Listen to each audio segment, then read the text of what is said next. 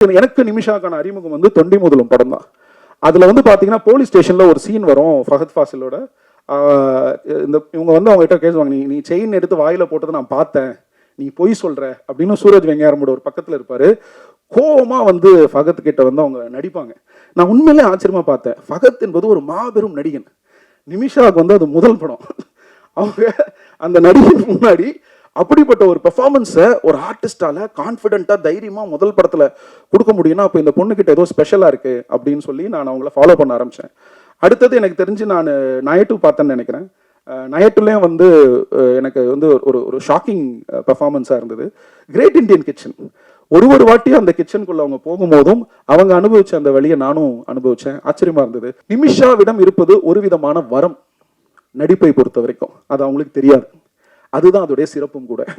நீங்க எல்லாரும் அவங்கள ஒரு பயங்கரமான ஆக்டர்னு சொன்னதுல 1% கூட அவங்களோட மைண்ட்ல ஏறல. இப்ப அவங்க மைண்ட் எல்லாம் என்ன இருக்குன்னா, இன்னொரு ஷூட்டுக்கு போனோம், அங்க ஒரு டைரக்டர் வெயிட் பண்ணிட்டு இருப்பான், இவன் என்ன இவ்வளவு போட்டு பேசிட்டு இருக்கானே, நீ எல்லாம் தேவையில்லை, நான் போன் பண்ணி கேட்டுக்கிறேன், என்ன விடு, நான் ஷூட்டிங் போறேன், அதானே சாரு அண்ணாட்ட சாரி சொல்லிடலாமா சாரு அண்ணாக்கு.